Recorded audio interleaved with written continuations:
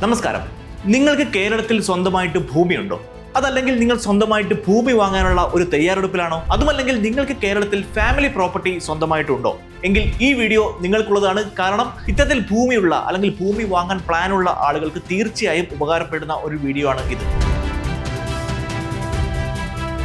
കാരണം കേരള സർക്കാർ ഓൾറെഡി പുറത്തിറക്കിയ 2025 ഓൾറെഡി പുറത്തിറക്കിയ ഒരു കാർഡ്, അതാണ് ഡിജിറ്റൽ റവന്യൂ കാർഡ്. അതുപോലെ തന്നെ 2026 അടുത്ത വർഷം പുറത്തിറക്കാൻ പോകുന്ന മറ്റൊരു പ്രധാനപ്പെട്ട കാർഡ് പ്രോപ്പർട്ടി കാർഡ്. ഈ ഡിജിറ്റൽ റവന്യൂ കാർഡും പ്രോപ്പർട്ടി കാർഡിനെയും കുറിച്ചാണ് ഇന്ന് ഈ വീഡിയോയിൽ നമ്മൾ ഡിസ്കസ് ചെയ്യാൻ പോകുന്നത്. സ്വാഭാവികമായിട്ട് സംശയമുണ്ടാകും, ഭൂമിയും ഈ കാർഡുകളും തമ്മിൽ എന്താണ് ബന്ധം എന്നുള്ളത്. തീർച്ചയായും ആ സംശയത്തിനുള്ള ഉത്തരമാണ് ഈ വീഡിയോ. നമുക്ക് മനസ്സിലാക്കാം എന്താണ് ഡിജിറ്റൽ റവന്യൂ കാർഡ്, എന്താണ് പ്രോപ്പർട്ടി കാർഡ്, ആർക്കൊക്കെയാണ് ഇത് ആവശ്യമായിട്ടുള്ളത്, ഭൂമിയുള്ള ആളുകൾക്ക് ഏത് തരത്തിലാണ് ഈ കാർഡുകൾ ഉപകാരപ്പെടുന്നത്, അതുപോലെ തന്നെ എന്തൊക്കെ ഉപകാരങ്ങളാണ്, എന്തൊക്കെ ബെനിഫിറ്റ് ആണ് ഈ രണ്ട് കാർഡുകളും ഒരാൾ കൈവശം വെക്കുന്നത് വഴി ഉണ്ടാകാൻ പോകുന്നത് എന്നീ കാര്യങ്ങളാണ് ഈ വീഡിയോയിൽ നമ്മൾ ഡിസ്കസ് ചെയ്യാൻ പോകുന്നത്. ബോസ് മലയാളത്തിന്റെ ഏറ്റവും പുതിയ വീഡിയോയിലേക്ക് ഏവർക്കും സ്വാഗതം. ഞാൻ അഭിലാഷ്.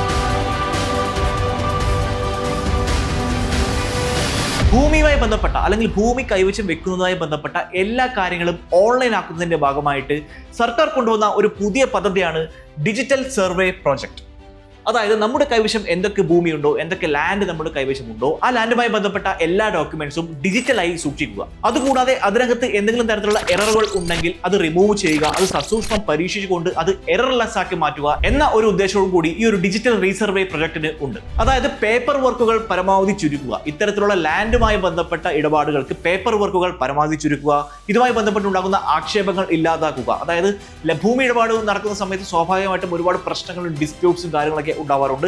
അതെല്ലാം ഒഴിവാക്കി ഭൂമി ഇടപാട് സുതാര്യമാക്കുക. അതുകൂടാതെ ഈ ഒരു റവന്യൂ സർവീസ് കൂടുതൽ ഫാസ്റ്റർ, കൂടുതൽ വേഗത്തിൽ ആക്കുക എന്നൊരു ലക്ഷ്യം കൂടി ഈ ഒരു ഡിജിറ്റൽ റീസർവേ പ്രൊജക്ടിന് ഉണ്ട്. സോ വീഡിയോയുടെ തുടക്കത്തിൽ പറഞ്ഞതുപോലെ ഈ ഒരു പ്രൊജക്ടിലേക്ക് പ്രധാനമായ രണ്ട് കാർഡുകളാണ് 2025 ഓൾറെഡി പ്രാബല്യത്തിൽ വന്ന ഒരു കാർഡ് എന്ന് പറയുന്നത് ഡിജിറ്റൽ റവന്യൂ കാർഡാണ്. എന്താണ് ഡിജിറ്റൽ റവന്യൂ കാർഡ്? വളരെ ചുരുക്കത്തിൽ വളരെ ലളിതമായി പറയുകയാണെങ്കിൽ നിങ്ങളുടെ ഭൂമിക്കുള്ള ഒരു ID കാർഡാണ് ഡിജിറ്റൽ റവന്യൂ കാർഡ് എന്ന് പറയുന്നത്. സോ ഭൂമിയുടെ ഒരു ID കാർഡ് എന്നതുകൊണ്ട് തന്നെ അത്തരത്തിലൊരു കോൺസെപ്റ്റ് ആയിട്ട് തന്നെ നമ്മൾ കൊണ്ടുവരുന്നത് കൊണ്ട് ഇതിനകത്ത് സ്വാഭാവികമായിട്ടും ഒരു QR കോഡ് ഇതിനകത്ത് ഉണ്ടാകും. അതായത് നിങ്ങൾക്ക് ലഭിക്കുന്ന ഡിജിറ്റൽ റവന്യൂ കാർഡ് നിങ്ങളുടെ ഭൂമിയുമായി ബന്ധപ്പെട്ട നിങ്ങളുടെ ഭൂമിയുടെ ID കാർഡ് എന്ന് പറയപ്പെടുന്ന ഈ ഒരു ഡിജിറ്റൽ റവന്യൂ കാർഡിൽ ഒരു QR കോഡും അതുപോലെ ഒരു സ്മാർട്ട് ചിപ്പും അടങ്ങിയിരിക്കും. നിങ്ങൾക്ക് നിങ്ങളുടെ ഭൂമിയുമായി ബന്ധപ്പെട്ട കാര്യങ്ങൾ നടത്തുന്ന സമയത്ത്, നിങ്ങൾ ഭൂമി വിൽക്കുകയോ അല്ലെങ്കിൽ ആ ഭൂമിയുമായി ബന്ധപ്പെട്ട എന്തെങ്കിലും ഡിസ്പ്യൂട്ടിംഗ് പോലെയുള്ള കാര്യങ്ങൾ ഉണ്ടാകുന്ന സമയത്ത് ഭൂമിയുടെ ഉടമസ്ഥാവകാശം സംബന്ധിക്കുന്ന അതല്ലെങ്കിൽ ലാൻഡിന്റെ ഐഡന്റിറ്റി സംബന്ധിക്കുന്ന ഡീറ്റെയിൽസ് ഉദ്യോഗസ്ഥർക്ക് ലഭിക്കാൻ ഈ ഒരു QR കോഡും ഈ ഒരു സ്മാർട്ട് ചിപ്പും അവരെ എളുപ്പത്തിൽ സഹായിക്കുന്നു.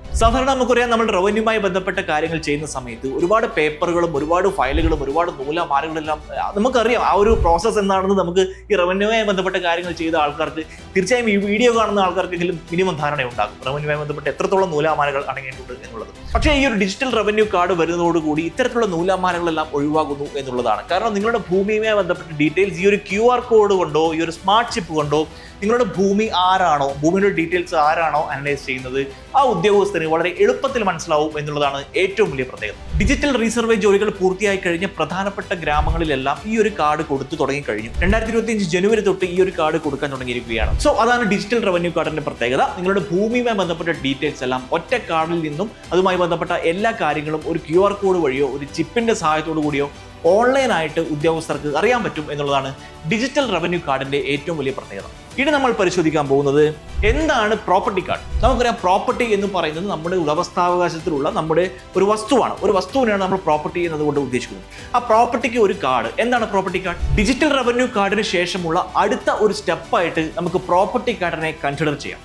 അതായത് digital identity for each property. ഓരോ പ്രോപ്പർട്ടിക്കും വളരെ കൃത്യമായിട്ടുള്ള ഡിജിറ്റൽ ഐഡന്റിറ്റി ഉണ്ടാക്കി കൊടുക്കുക എന്നതാണ്, അല്ലെങ്കിൽ ഒരു ഡിജിറ്റൽ ഐഡന്റിറ്റി ക്രിയേറ്റ് ചെയ്യുക എന്നുള്ളതാണ് പ്രോപ്പർട്ടി കാർഡിന്റെ പ്രധാനപ്പെട്ട ഒരു ഉദ്ദേശം. ഒരു പെർട്ടിക്കുലർ ഏരിയയിലുള്ള സർവേ ഫിനിഷായി കഴിഞ്ഞാൽ ആ ഏരിയയിലുള്ള എല്ലാ പ്രോപ്പർട്ടികൾക്കും യുണീക് പ്രോപ്പർട്ടി കാർഡ് എന്ന് പറയുന്ന ഒരു കാർഡ് ലഭിക്കുന്നു. എന്താണ് യുണീക് പ്രോപ്പർട്ടി കാർഡ്?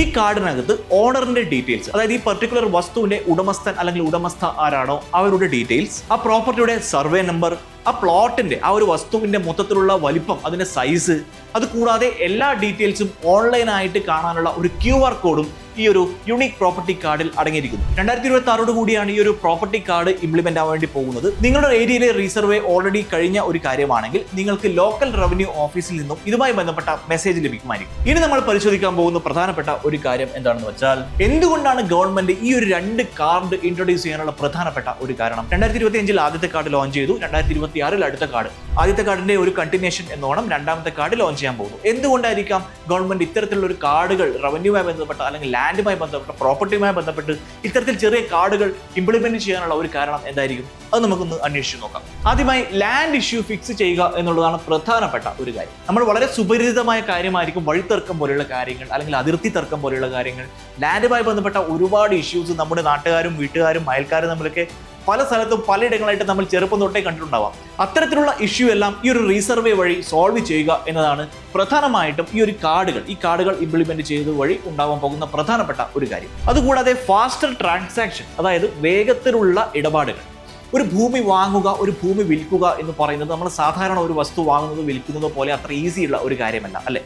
ഒരുപാട് കാര്യങ്ങൾ, ഒരുപാട് നൂലാമാലകൾ, ഒരുപാട് റവന്യൂമായി ബന്ധപ്പെട്ട ഒരുപാട് ഡീറ്റെയിൽസ് അതിനകത്ത് കൊടുക്കേണ്ടതായിട്ടുണ്ട്. ഒരുപാട് പേപ്പർ വർക്കുകളുണ്ട്. ഈ പേപ്പർ വർക്കുകൾ, ഈ നൂലാമാലകൾ, അത്തരത്തിലുള്ള ഒരുപാട് കാര്യങ്ങളാണ് ഒരു ഭൂമിയുടെ ഒരു വസ്തു കച്ചവടവുമായി ബന്ധപ്പെട്ട് സാധാരണയായി ഉണ്ടാവാറുള്ളത്. അതുകൊണ്ട് തന്നെ സംഭവിക്കുന്നത് എന്താണ്? ഒരു വസ്തു കച്ചവടം എന്ന് പറയുന്നത് ഒരു കിറാമുട്ടിയായി അല്ലെങ്കിൽ വളരെയധികം ടൈം എടുക്കുന്ന ഒരു പ്രോസസ്സായി മാറുന്നു. അത്തരത്തിലുള്ള ഒരു ടൈം എടുക്കുന്ന ഒരു കാര്യം ഒഴിവാക്കുക എന്നതാണ് മറ്റൊരു ഉദ്ദേശം. അതായത് പ്രോപ്പർട്ടി വാങ്ങുന്നതും വിൽക്കുന്നതുമായിട്ടുള്ള പ്രോസസ്സ് കൂടുതൽ വേഗത്തിലാവുകയും അത് കൂടുതൽ സുരക്ഷിതമാവുകയും ചെയ്യുന്നു എന്നുള്ളതാണ് ഈ ഒരു റീസർവേ വരുന്നത് കൊണ്ട്, അല്ലെങ്കിൽ ഈ കാർഡുകൾ ഇംപ്ലിമെന്റ് ചെയ്തുകൊണ്ട് ഉണ്ടാകാൻ പോകുന്ന മറ്റൊരു ഉദ്ദേശം. മൂന്നാമത്തെ കാര്യം ഇവിടെ കാണാം, ഈസി ടു അണ്ടർസ്റ്റാൻഡ് ഓണർഷിപ്പ്. അതായത് ഒരു വസ്തുവിന്റെ ഉടമസ്ഥാവകാശം ആരുടെ പേരിലാണ് ഉള്ളത് എന്ന് വളരെ ഈസി ആയിട്ട്, വളരെ എളുപ്പമായിട്ട് ഉദ്യോഗസ്ഥർക്ക് മനസ്സിലാക്കാനുള്ള ഒരു വഴി കൂടിയാണ് ഈ കാർഡുകൾ. മാത്രമല്ല, control from fake documents. Fake ആയിട്ടുള്ള ഒരുപാട് രേഖകൾ, സാധാരണയായി ഭൂമിയുമായി ബന്ധപ്പെട്ട് നമ്മൾ സംസാരിക്കുന്ന സമയത്ത് ഭൂമിയുമായി ബന്ധപ്പെട്ട കാര്യങ്ങളും ഡീലുകളും ഒക്കെ ഉണ്ടാകുമ്പോൾ ഒരുപാട് ഫേക്ക് ആയിട്ടുള്ള ഡോക്യുമെന്റ്സ് ഉണ്ടാവാനുള്ള സാധ്യത വളരെ വളരെ കൂടുതലാണ്. അതായത് ലീഗലായിട്ടുള്ള, നിയമപരമായിട്ടുള്ള ഭൂമിയുടെ ഉടമസ്ഥാവകാശം സംരക്ഷിച്ചുകൊണ്ട് ഫേക്ക് ആയിട്ടുള്ള കാര്യങ്ങൾ ഒഴിവാക്കുക, ഫേക്ക് ഡോക്യുമെന്റ്സ്, ഫേക്ക് ഓണർഷിപ്പ്, അത്തരത്തിലുള്ള കാര്യങ്ങളെല്ലാം ഒഴിവാക്കിക്കൊണ്ട് വളരെ കൃത്യമായിട്ടും സുതാര്യമായിട്ടും ഭൂമി അല്ലെങ്കിൽ വസ്തു വിൽക്കുകയും വാങ്ങുകയും ചെയ്യുക എന്നുള്ളതാണ്. അത്തരത്തിലുള്ള കാര്യങ്ങളെ എന്റർടൈൻ ചെയ്യുന്നതിനായിട്ടാണ് ഈ കാർഡുകൾ ഇംപ്ലിമെന്റ് ചെയ്തിരിക്കുന്നത്. ഇനി നമ്മൾ പരിശോധിക്കാൻ പോകുന്നത് ആർക്കൊക്കെയാണ് ഈ ഒരു കാർഡ് എടുക്കേണ്ടതായിട്ടുള്ളത്. അതായത് ആരൊക്കെയാണ് ഈ ഒരു കാർഡ് എടുക്കേണ്ടത് എന്നാണ് ഇനി നമ്മൾ പരിശോധിക്കാൻ പോകുന്നത്. നിങ്ങൾക്ക് കേരളത്തിൽ ഭൂമി ഉണ്ടെങ്കിൽ അത് എത്ര ചെറിയ പ്ലോട്ടും ആവട്ടെ, അത് വലിയ വലിയ ഏക്കർ ആവണമെന്നില്ല, ചെറിയ ചെറിയ 1/2 സെന്റ് സ്ഥലം പോലും ആവട്ടെ, നിങ്ങൾക്ക് ഈ ഒരു കാർഡ് ഉണ്ടായിരിക്കേണ്ടത് അത്യാവശ്യമാണ്. നിർബന്ധമാണ് എന്ന് ഞാൻ പറയില്ല, പക്ഷേ എടുക്കുന്നത് വളരെ ഉത്തമമായിരിക്കും. ആദ്യം ഡിജിറ്റൽ റവന്യൂ കാർഡും പിന്നീട് ലാൻഡ് പ്രോപ്പർട്ടി കാർഡും. അതുമാത്രമല്ല, ഇനി സ്ഥലമില്ല, സ്ഥലം വാങ്ങാൻ പോവുകയാണ്, അതുപോലെ തന്നെ ഒരു വീട് വാങ്ങാൻ പോവുകയാണ്, ഇത്തരത്തിലുള്ള സാഹചര്യത്തിൽ ഉള്ള ആളുകൾക്കും ആദ്യം ഡിജിറ്റൽ റവന്യൂ കാർഡും പിന്നീട് പ്രോപ്പർട്ടി കാർഡും വാങ്ങാവുന്നതാണ് അല്ലെങ്കിൽ എടുക്കാവുന്നതാണ്. ഞാൻ സജസ്റ്റ് ചെയ്യുന്ന ഒരു കാര്യം എന്താണെന്ന് വെച്ചാൽ, ഇത്തരത്തിലുള്ള ആളുകൾ, അതായത് വീട് വാങ്ങാൻ പോകുന്ന അല്ലെങ്കിൽ വസ്തു വാങ്ങാൻ പോകുന്ന ആളുകൾ ഈ കാർഡ് എടുക്കുന്നതായിരിക്കും കൂടുതൽ ഉചിതം. കാരണം ഇനി സർക്കാർ ഓഫീസുകളിൽ നിന്നും അല്ലെങ്കിൽ ഇതുമായി ബന്ധപ്പെട്ട ഉദ്യോഗസ്ഥരെ നമ്മൾ സമീപിക്കുന്ന സമയത്ത് ഈ കാർഡായിരിക്കും ഇനി അവർ ചോദിക്കാൻ പോകുന്നത് ഭാവിയിൽ. കാരണം ഇത്തരത്തിലുള്ള എല്ലാ കാര്യങ്ങളും ഡിജിറ്റൽ ആവുന്ന സ്ഥിതിക്ക് ഉദ്യോഗസ്ഥർക്ക് കൂടുതൽ എളുപ്പത്തിൽ, നിങ്ങൾക്ക് വേണ്ടി തന്നെയാണ് അവർ അത് ചെയ്യുന്നത് എന്നുള്ളത് ആലോചിക്കണം. അതായത് കൂടുതൽ എളുപ്പത്തിൽ നിങ്ങളുടെ കാര്യങ്ങളെല്ലാം വേഗത്തിൽ നടത്തണമെങ്കിൽ, നിങ്ങളുടെ ട്രാൻസാക്ഷൻസ് എല്ലാം വളരെ പെട്ടെന്ന് തന്നെ ക്ലിയർ ആക്കി നിങ്ങളെ പറഞ്ഞു വിടണമെങ്കിൽ തീർച്ചയായിട്ടും അവർക്ക് വളരെ എളുപ്പത്തിൽ കാര്യങ്ങൾ നടക്കേണ്ടതായിട്ടുണ്ട്, അല്ലേ? അത്തരത്തെ എളുപ്പത്തിൽ സുതാര്യമാക്കുന്നതിന് വേണ്ടിയിട്ട്, വളരെ ഈസി ആയിട്ട്, ഫാസ്റ്റ് ഫോർവേഡായിട്ട് കാര്യങ്ങൾ മുന്നോട്ട് കൊണ്ടുപോകുന്നതിന് വേണ്ടിയിട്ടാണ് ഈ കാർഡുകൾ ഇംപ്ലിമെന്റ് ചെയ്തിരിക്കുന്നത്. സോ ഇനി നിങ്ങൾ ഭൂമി വാങ്ങാൻ പോകുന്ന ആളാണെങ്കിൽ, അല്ലെങ്കിൽ വീട് വാങ്ങാൻ പോകുന്ന ആളാണെങ്കിൽ, ഓൾറെഡി ഭൂമി ഉണ്ടെങ്കിൽ ഈ കാർഡുകൾ എടുത്തിരിക്കുക എന്നതാണ് എനിക്ക് പറയാനുള്ള ഒരു സജഷൻ. ഇനി അതല്ല, നിങ്ങളുടെ സ്വന്തം ഉടമസ്ഥാവകാശത്തിലല്ല ഭൂമി ഉള്ളത് അല്ലെങ്കിൽ വസ്തു ഉള്ളത് എങ്കിൽ, നിങ്ങളുടെ കുടുംബത്തിന്റെ പേരിലാണ്, നിങ്ങളുടെയോ നിങ്ങളുടെ സഹോദരന്മാരുടെ പേരിലോ തുല്യ രീതിയിലാണ് വസ്തു ഉള്ളതെങ്കിൽ, ഈ ഒരു നിങ്ങളുടെ പേരും നിങ്ങളുടെ സഹോദരന്മാരുടെ പേരും വളരെ കൃത്യമായിട്ട് തന്നെ കാർഡിനെ അപ്ലൈ ചെയ്യുന്നതിന് മുമ്പായിട്ട് വളരെ കൃത്യമായിട്ട് തന്നെ ഈ പേരുകളെല്ലാം രേഖപ്പെടുത്തിയിരിക്കണം. അതിൽ യാതൊരു തരത്തിലുള്ള തെറ്റും ഒരു എററും അതിനകത്ത് ഉണ്ടാവാൻ പാടില്ല എന്നുള്ള കാര്യം നിങ്ങൾ ഉറപ്പുവരുത്തേണ്ടതായിട്ടുണ്ട്. ഇനി നമ്മൾ പരിശോധിക്കാൻ പോകുന്ന പ്രധാനപ്പെട്ട ഒരു കാര്യം എന്ന് പറയുന്നത്, എങ്ങനെയാണ് ഈ 2 കാർഡുകൾക്കായി നമ്മൾ അപ്ലൈ ചെയ്യേണ്ടത് എന്നതാണ്. ആദ്യം നിങ്ങൾ പോകേണ്ടത് www.endeBhoomi.kerala.gov.in എന്ന് പറയുന്ന ഈ ഒരു വെബ്സൈറ്റിൽ പോവുക.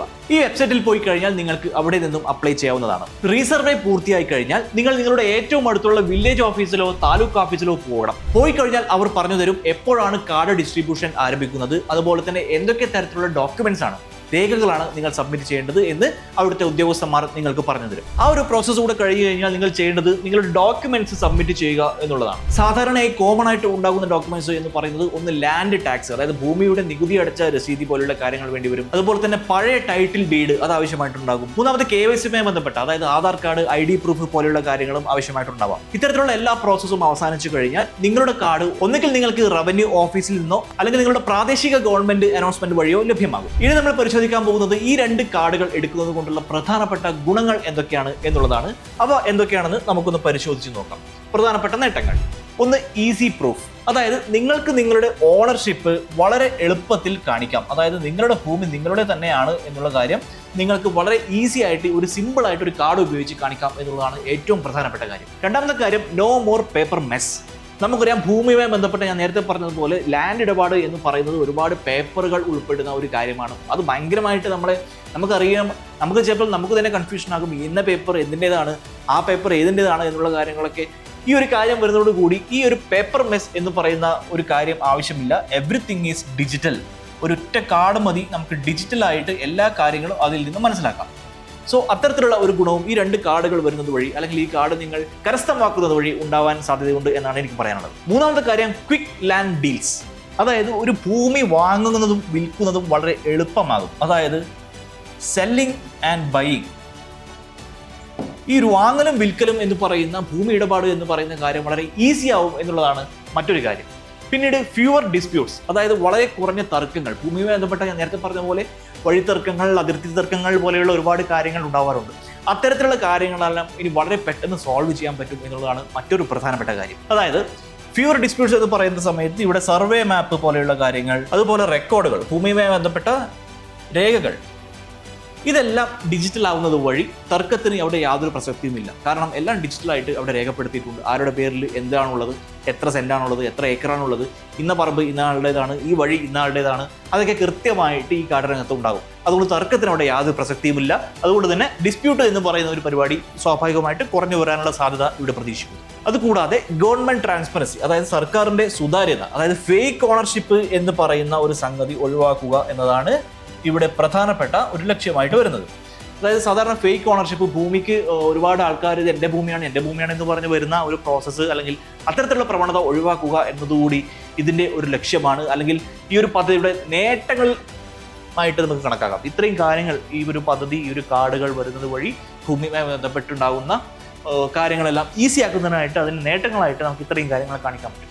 ഇനി എനിക്ക് നിങ്ങളോട് പറയാനുള്ളത് കുറച്ച് ഇമ്പോർട്ടൻ്റ് ആയിട്ടുള്ള ടിപ്പുകളാണ്. അതായത് ചെറുതാണെങ്കിലും വളരെ പ്രധാനപ്പെട്ട ഒരു കാര്യങ്ങൾ. അതിലൊന്ന്, പ്രധാനപ്പെട്ട ഒരു കാര്യം എന്ന് പറയുന്നത്, റീസർവേക്ക് ശേഷം നിങ്ങളുടെ ഡീറ്റെയിൽസ് വളരെ കൃത്യമായിട്ട് പരിശോധിക്കുക. അതായത് ഉടമസ്ഥൻ്റെ പേര്, അതിർത്തി എത്രത്തോളം ഉണ്ട്, സർവേ നമ്പറുകൾ എന്തൊക്കെയാണ് എന്നുള്ള കാര്യങ്ങളെല്ലാം വളരെ കൃത്യമായിട്ട് നിങ്ങൾ മനസ്സിലാക്കുക. അതുപോലെ തന്നെ ഫ്രോഡ്സ്റ്ററിൽ നിങ്ങൾ ചെന്ന് ചാടാൻ പാടില്ല, തട്ടിപ്പുകാരിലേക്ക് നിങ്ങൾ പോകാൻ പാടില്ല. ചിലപ്പോൾ ചില ആളുകൾ നിങ്ങളോട് പറയും, നിങ്ങളുടെ കാശ് തന്നാൽ നിങ്ങളുടെ കാർഡ് നമ്മുടെ കയ്യിലുണ്ട്, ഈ കാർഡ് നിങ്ങൾക്ക് വേണമെങ്കിൽ നിങ്ങൾ പേ ചെയ്താൽ മതി, ഇത്ര പേ ചെയ്താൽ നിങ്ങൾക്ക് നിങ്ങളുടെ കാർഡ് ലഭിക്കും എന്നൊക്കെ പറഞ്ഞ് കോളുകൾ വരാൻ സാധ്യതയുണ്ട്. അത്തരത്തിലുള്ള കാര്യങ്ങളിൽ നിങ്ങൾ ചെന്നപ്പെടാതിരിക്കുക. ഒഫീഷ്യലായിട്ടുള്ള ഗവൺമെന്റ് വെബ്സൈറ്റോ റവന്യൂ ഓഫീസിൽ നിന്നോ ലഭിക്കുന്ന വിവരങ്ങൾ മാത്രം നിങ്ങൾ വിശ്വസിക്കുക. അപ്പോൾ ഈ ഒരു കാർഡുകളെ കുറിച്ച് ഞാൻ നിങ്ങളോട് പറയുന്നതിന്റെ ഇടയിൽ എനിക്ക് നിങ്ങളോട് പറയാനുള്ള മറ്റൊരു കാര്യം എന്ന് പറയുന്നത്, മറ്റൊരു പ്രധാനപ്പെട്ട ഒരു പ്ലാനിനെ കുറിച്ചാണ്. അതാണ് Axis Max Life smart term plan plus. നിങ്ങളുടെ വയസ്സിനും ശീലങ്ങൾക്കും അനുസരിച്ച് പ്രതിമാസം 578 രൂപയിൽ 1 കോടി രൂപയുടെ ലൈഫ് കവറിൽ ആരംഭിക്കുന്നു. സാലറീഡ് ആയിട്ടുള്ള ആളുകൾക്ക് ആദ്യത്തെ 1 വർഷം 15% ഡിസ്കൗണ്ടും, ജോലി ചെയ്യുന്ന സ്ത്രീകൾക്ക് ആദ്യത്തെ 1 വർഷം 15%, അതുകൂടാതെ 15% ലൈഫ് ടൈം ഡിസ്കൗണ്ടും ലഭ്യമാണ്. മാത്രമല്ല എല്ലാ എലിജിബിൾ ആയിട്ടുള്ള ക്ലെയിമുകൾക്കും 3 മണിക്കൂറിനുള്ളിൽ ക്ലെയിം സെറ്റിൽമെന്റ് ഗ്യാരണ്ടിയും ഉറപ്പു നൽകുന്നു. കൂടാതെ ഇൻഡസ്ട്രിയിലെ ഏറ്റവും വലിയ ക്ലെയിം സെറ്റിൽമെന്റ് റേഷ്യോ ആയ 99.70% ക്ലെയിം സെറ്റിൽമെന്റ് റേഷ്യോയും ഇതിനകത്തുണ്ട്. കൂടാതെ സ്പെഷ്യൽ എക്സിറ്റ് വാല്യൂ ബെനിഫിറ്റും ലഭ്യമാണ്. അതായത് റെഗുലർ ആയിട്ടുള്ള പേകൾക്ക് 100% അടച്ച പ്രീമിയവും തിരികെ ലഭിക്കുന്നു. നിങ്ങൾ Axis Max Life smart term plan പ്ലസിൽ നിന്നും ഹെൽത്ത് ഇൻഷുറൻസ് വാങ്ങാൻ ആഗ്രഹിക്കുന്നെങ്കിൽ ഇപ്പോൾ തന്നെ ഡിസ്ക്രിപ്ഷനിലുള്ള ലിങ്കിൽ ക്ലിക്ക് ചെയ്തുകൊണ്ട് നിങ്ങൾക്ക് അത് വാങ്ങാവുന്നതാണ്. ശ്രദ്ധിക്കേണ്ട പ്രധാനപ്പെട്ട മറ്റൊരു കാര്യം എന്ന് പറയുന്നത്, ഈ കാർഡ് നിങ്ങളെ ഓണർഷിപ്പ് തെളിയിക്കാൻ സഹായിക്കുന്നു എന്നുണ്ടെങ്കിലും നിങ്ങളുടെ ലാൻഡ് ഏതെങ്കിലും തരത്തിലുള്ള ലീഗൽ പ്രശ്നത്തിൽ നിൽക്കുകയാണെങ്കിൽ, നിയമപരമായിട്ട് എന്തെങ്കിലും കേസോ കാര്യങ്ങളൊക്കെയുള്ള ഒരു പ്രോപ്പർട്ടിയാണ് നിങ്ങളുടെ കയ്യിൽ ഉള്ളതെങ്കിൽ, നിങ്ങൾക്ക് കൃത്യമായിട്ടുള്ള ടൈറ്റിൽ ഡീഡും കോർട്ട് വെരിഫിക്കേഷനും ആവശ്യമുണ്ട്. ഈ കാർഡ് മാത്രം മതിയാവില്ല. ഇനി ഈ വീഡിയോയുടെ അവസാന ഭാഗത്തേക്ക് നമ്മൾ കടക്കുന്ന സമയത്ത് നമ്മൾ ഇപ്പോൾ ഡിസ്കസ് ചെയ്യാൻ പോകുന്ന കാര്യം എന്ന് പറയുന്നത് FAQs, അതായത് ഫ്രീക്വന്റ്ലി ആസ്ക്ഡ് ക്വസ്റ്റ്യൻ. സ്വാഭാവികമായിട്ടും ഇത്തരത്തിലൊരു പദ്ധതിയെക്കുറിച്ച് നമ്മൾ സംസാരിക്കുമ്പോൾ ഒരുപാട് കണ്ടിന്യൂസ് ആയിട്ട് ഒരുപാട് സംശയങ്ങളും കാര്യങ്ങളൊക്കെ വരാൻ സാധ്യതയുണ്ട് അല്ലെ. ഫ്രീക്വന്റ് ആയിട്ട് ഇതിനെപ്പറ്റി ഉണ്ടാകുന്ന ചോദ്യങ്ങൾ, അവയ്ക്കുള്ള ഉത്തരങ്ങൾ എന്തൊക്കെയാണെന്ന് നമുക്ക് പരിശോധിക്കാം. അതിൽ ആദ്യത്തെ ചോദ്യം, ഈ കാർഡ് നിർബന്ധമുള്ള ഒരു കാര്യമാണ്. നിങ്ങൾക്ക് സ്വാഭാവികമായിട്ടും വീഡിയോയുടെ തുടക്കം തൊട്ട് നിങ്ങൾക്ക് ഒരു പക്ഷേ സംശയം ഉണ്ടായിട്ടുണ്ടാകാം, ഈ ഒരു കാർഡ് കമ്പൽസറി ആണോ, ഇതില്ലെങ്കിൽ എന്തെങ്കിലും പ്രശ്നം ഉണ്ടാകുമോ എന്നുള്ളതാണ്. ഒരിക്കലും അല്ല, ഇത് നിർബന്ധമുള്ള ഒരു കാര്യമേ അല്ല, ഇത് ഓപ്ഷൻ മാത്രമാണ്. പക്ഷേ നിങ്ങളുടെ വില്ലേജിൽ റീസർവേ ഫിനിഷ് ആയിട്ടുണ്ടെങ്കിൽ ഇത് ഹൈലി റെക്കമെൻഡ് ചെയ്യുന്ന ഒന്നാണ് എന്ന് മാത്രം പറയാം. രണ്ടാമത്തെ ഒരു ചോദ്യം, എപ്പോഴാണ് കാർഡ് ലഭിക്കുന്നത്? ഇത് പൂർണ്ണമായിട്ടും നിങ്ങളുടെ വില്ലേജ് റീസർവേ കംപ്ലീഷൻ, അതായത് നിങ്ങളുടെ വില്ലേജ് റീസർവേ എപ്പോൾ പൂർത്തിയാകുന്നോ അതിനെ അടിസ്ഥാനപ്പെടുത്തിയിരിക്കും ഈ ഒരു കാര്യം. നിങ്ങളുടെ വില്ലേജ് ഓഫീസിൽ പോയിട്ടോ ഒഫീഷ്യൽ വെബ്സൈറ്റ് വഴിയോ ഈ കാര്യങ്ങൾ നിങ്ങൾക്ക് അന്വേഷിക്കാവുന്നതാണ്. മൂന്നാമത്തെ ഒരു ചോദ്യം എന്ന് പറയുന്നത്, ഓൺലൈനായിട്ട് നമുക്ക് എന്തെങ്കിലും തരത്തിലുള്ള ഫീസ് അടയ്ക്കേണ്ട കാര്യമുണ്ടോ എന്നുള്ളതാണ്. ഇതുവരെ ഗവൺമെന്റ് ഒരു ഓൺലൈൻ ഫീസ് കൊടുക്കണം, എക്സ്ട്രാ ഒരു ഓൺലൈൻ ഫീസ് കൊടുക്കണം എന്ന് പറഞ്ഞിട്ടില്ല. ഈ കാര്യവും നിങ്ങളുടെ റവന്യൂ ഓഫീസുമായിട്ട് വെരിഫൈ ചെയ്യുന്നത് നല്ലതായിരിക്കും. അപ്പോൾ ഡിജിറ്റൽ റവന്യൂ കാർഡ് എന്താണെന്നും പ്രോപ്പർട്ടി കാർഡ് എന്താണെന്നും വളരെ ഡീറ്റെയിൽ ആയിട്ട് നമ്മൾ മനസ്സിലാക്കി കഴിഞ്ഞു. ഭൂമിപരമായ കാര്യങ്ങൾ, ഭൂമി ഇടപാടുമായി ബന്ധപ്പെട്ട കാര്യങ്ങൾ, ഭൂമിയുടെ ഉടമസ്ഥാവകാശം, ഇതെല്ലാം വളരെ സുതാര്യമാക്കുന്നതിനായിട്ടും വളരെ ഈസി ആക്കുന്നതിനായിട്ടും തർക്കരഹിതമായി മാറ്റുന്നതിനായിട്ടുമുള്ള ഒരു പദ്ധതിയാണ് ഈ ഒരു ഡിജിറ്റൽ റവന്യൂ കാർഡും പ്രോപ്പർട്ടി കാർഡും എന്ന് പറയുന്നത്. ഭൂമി ഉടമസ്ഥർക്ക് തീർച്ചയായും വളരെ പ്രധാനപ്പെട്ട അല്ലെങ്കിൽ ഉപകാരപ്പെടുന്ന ഒരു കാര്യം തന്നെയാണ് ഇത് എന്ന കാര്യത്തിൽ യാതൊരു സംശയവുമില്ല. റീസർവേ പൂർത്തിയായി കഴിയുമ്പോഴേക്കും കാർഡ് ലഭിക്കുമായിരിക്കും. ഈ വീഡിയോ നിങ്ങൾ കൂടുതൽ ആളുകളിലേക്ക് എത്തിക്കുക. ഇതുമായി ബന്ധപ്പെട്ട സംശയങ്ങളുണ്ടെങ്കിൽ കമന്റായി നിങ്ങൾക്ക് രേഖപ്പെടുത്താവുന്നതാണ്. ബോസ്വാല മലയാളത്തിന്റെ ഈ ഒരു വീഡിയോ കണ്ടതിന് ഏവർക്കും നന്ദി. മറ്റൊരു വീഡിയോയുമായി വീണ്ടും കാണാം. Bye. Bosswala, be the boss.